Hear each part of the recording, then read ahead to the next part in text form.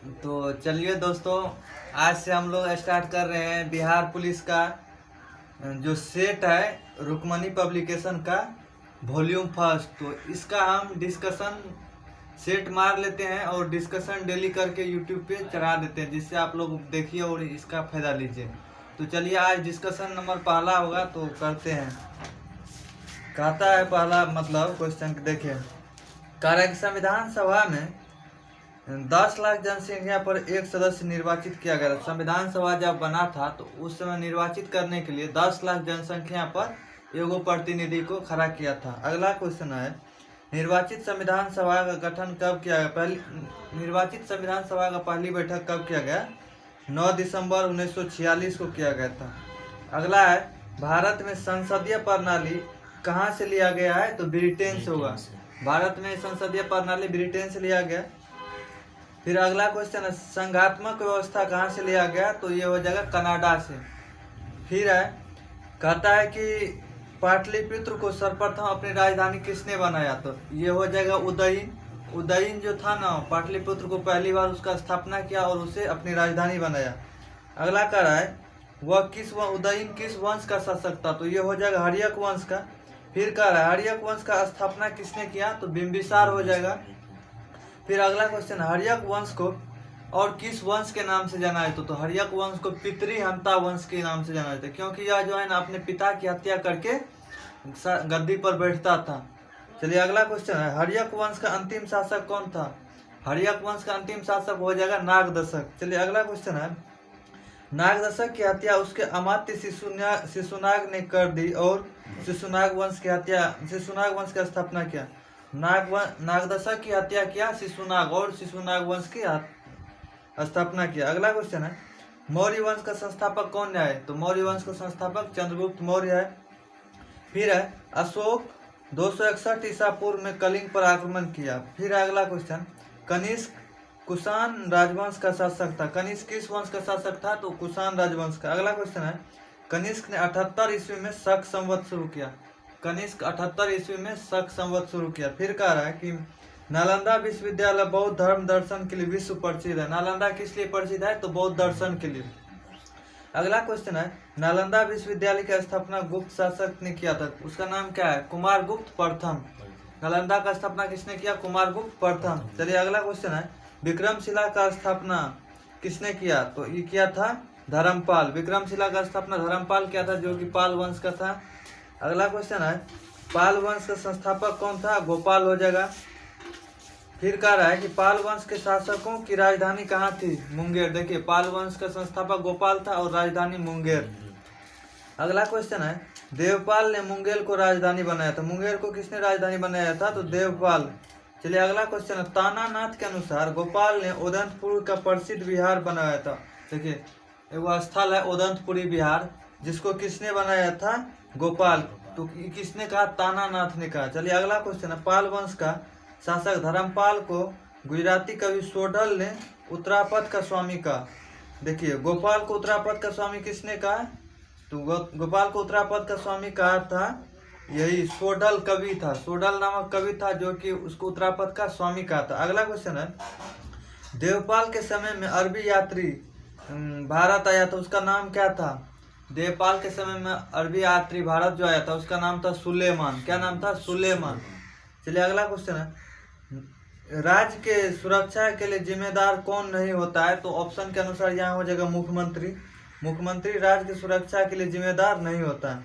अगला क्वेश्चन है, अनुच्छेद 355 के आधार पर राज्य की सुरक्षा के लिए संघ सरकार उत्तरदायी है। देखिए, अनुच्छेद 355 में कह रहा है कि राज्य सरकार की सुरक्षा के लिए संघ इसका जिम्मेवार है। चलिए अगला क्वेश्चन, अनुच्छेद 368 का संबंध किससे है? संविधान संशोधन से है। अगला है, 352 में राष्ट्रीय आपातकाल है। अनुच्छेद 352 में राष्ट्रीय आपातकाल है और अनुच्छेद 356 में राष्ट्रपति शासन से है। उसके बाद अनुच्छेद 360 है, जिसका संबंध वित्तीय आपातकाल से है। देखिए, अनुच्छेद 368 में संविधान संशोधन, 352 में राष्ट्रीय आपातकाल और 356 में राष्ट्रपति शासन और 360 में वित्तीय आपातकाल। चलिए अगला क्वेश्चन कह रहा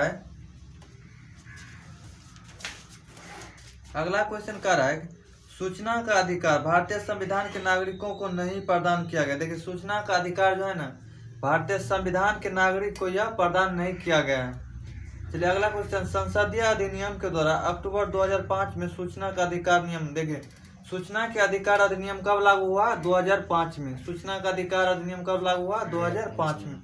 अगला क्वेश्चन है, कह रहा है देश के किसी भी भाग में बसने का अधिकार संविधान के किस अनुच्छेद में? देश के किसी भी भाग में बसने का अधिकार संविधान के किस अनुच्छेद में? अनुच्छेद 19 का ई हो जाएगा। और अगला कह रहा है मौलिक अधिकार संविधान के किस भाग में वर्णित है? तो भाग 3 में हो जाएगा।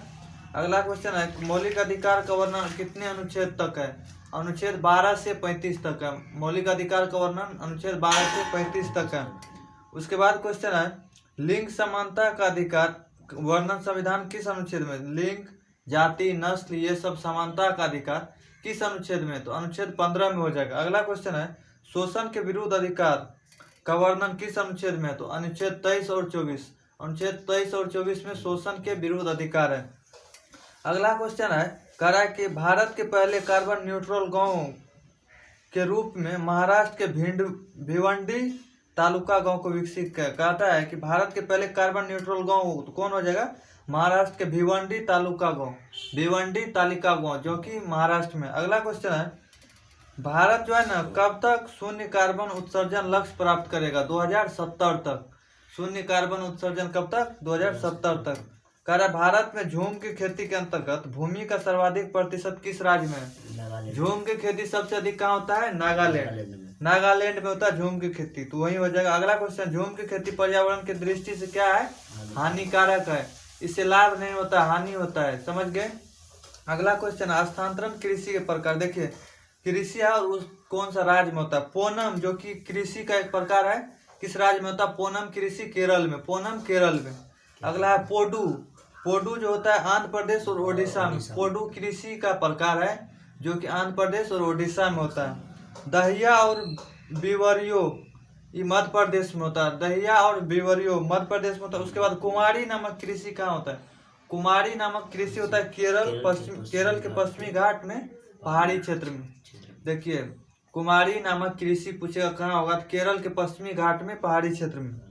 अगला क्वेश्चन है, वालड़ा। वालड़ा जो कि वो होता है राजस्थान में। वालड़ा कृषि का नाम है जो राजस्थान में होता है। दीपा, दीपा भी कृषि का नाम है जो छत्तीसगढ़ में होता है। दीपा छत्तीसगढ़ में। अगला क्वेश्चन है, बिहार सरकार ने 2016 में सरकारी नौकरियों में महिलाओं के लिए आरक्षण कितना प्रतिशत प्रावधान किया है? तो ये हो जाएगा 35%। ठीक है। अगला क्वेश्चन है, कह रहा है कि बिहार भारत का प्रथम राज्य जहाँ पंचायती राज और नगर पालिका में 50% महिलाओं का आरक्षण। देखिए नौकरी में 35% दिया है और जो है ना नगर पालिका और नगर निगम में 50% दिया है। बिहार भारत का पहला राज्य। अगला क्वेश्चन है, बिहार में प्रथम जेंडर बजट कब लाया गया था? बिहार में प्रथम जेंडर बजट कब लगाया? ये हो जाएगा 2008 और 9 के बीच में। चलिए अगला क्वेश्चन है, बिहार का सर्वोच्च साहित्य पुरस्कार कौन सा है? तो ये हो जाएगा राजेंद्र प्रसाद सम्मान। बिहार का सर्वोच्च साहित्यिक पुरस्कार कौन हो जाएगा? राजेंद्र प्रसाद सम्मान। अगला क्वेश्चन है, कालिदास सम्मान किस राज्य सरकार द्वारा दिया जाता है? कालिदास जो कि पुरस्कार है किस राज्य सरकार द्वारा दिया जाता है? तो मध्य प्रदेश द्वारा दिया जाता है। अगला क्वेश्चन है, सरस्वती पुरस्कार जो किसके द्वारा दिया जाता है? ये हो जाएगा बिरला फाउंडेशन द्वारा प्रदान किया जाता है सरस्वती पुरस्कार। अगला क्वेश्चन है, कहता है शिक्षा और संस्कृति पुस्तक के लेखक कौन है? महात्मा गांधी हो जाएगा। शिक्षा और संस्कृति पुस्तक के लेखक महात्मा गांधी। अगला क्वेश्चन है, अति सूदो स्नेह की मराग है जहाँ नेकु सैना पाक नहीं, ये उक्ति किसकी है? तो ये हो जाएगा घनानंद की। अति सूदो स्नेह मराग ये किसकी है? घनानंद की। अगला क्वेश्चन कह रहा है कि मतलब एक पूर्णतः प्रत्यास्थ टक्कर में क्या संरक्षित रहता है? तो इसमें देखिए प्रत्यास्थ टक्कर, पूर्ण प्रत्यास्थ टक्कर में संवेग और गतिज ऊर्जा हमेशा संरक्षित रहता है। चलिए अगला क्वेश्चन है, कह रहा है पूर्ण प्रत्यास्थ टक्कर के लिए ई बराबर ई का मान कितना होता है? 1 होगा। पूर्ण प्रत्यास्थ टक्कर जब होगा तो उसमें ई का मान 1 होगा। अगला क्वेश्चन है, कह रहा है कि एक व्यक्ति दाढ़ी बनाने के लिए किस दर्पण का प्रयोग करता है? दाढ़ी बनाने के लिए अवतल दर्पण का हो जाएगा। उसके बाद क्वेश्चन, अवतल दर्पण का धंसा हुआ भाग परावर्तक सतह होता है। चलिए उसके बाद क्वेश्चन है, अवतल दर्पण की फोकस दूरी ऋणात्मक होती है। उसके बाद क्वेश्चन है, समतल दर्पण की फोकस दूरी अनंत जबकि अवतल दर्पण की फोकस दूरी धनात्मक। देखिए समतल दर्पण की फोकस दूरी अनंत होती है, उत्तल की धनात्मक और अवतल की ऋणात्मक होता है। अगला क्वेश्चन है, ठोस में चल सकने वाली तरंगे कौन सी होती है। देखिए ठोस में दोनों होता है, अनुदैर्ध्य और अनुप्रस्थ दोनों तरंगे ठोस में होता है। चलिए अगला क्वेश्चन है, अनुप्रस्थ तरंगे ठोस द्रव के ऊपरी परत में गमन करता है। अनुप्रस्थ तरंग जो है ठोस और द्रव के ऊपरी परत में गमन करता है। अगला क्वेश्चन, अनुदैर्ध्य तरंगे ठोस द्रव एवं गैस तीनों माध्यम में गमन करता है। अनुदैर्ध्य तरंग जो है वो ठोस द्रव और गैस तीनों तरंगों में गमन करता है। अगला क्वेश्चन है, वह तरंगे जो किसी माध्यम के लंबवत गमन करता है उसे अनुप्रस्थ तरंग कहते हैं। देखिए जब लंबवत हो जाएगा तो वहाँ आ जाएगा अनुप्रस्थ, और वहीं अगर अनुप्रस्थ तरंग जो है ना श्रृंग और गर्त का निर्माण करता है, मतलब श्रृंग और गर्त का निर्माण करता है, लंबवत होता है। दूसरा है, वह तरंग जो किसी माध्यम के समांतर गमन करता है उसे अनुदैर्ध्य तरंग कहते हैं। जब समांतर जाएगा तो उसमें जो है ना अनुदैर्ध्य तरंग होगा, और ये जो है ना संपीड़न और विरलन उत्पन्न करता है। चलिए अगला क्वेश्चन है, प्रकाश केंद्र यानी ऑप्टिकल सेंटर से गुजरने वाले प्रकाश की किरणें बिना अपवर्तन या विचलित हुए बिना सीधे गुजर जाती है।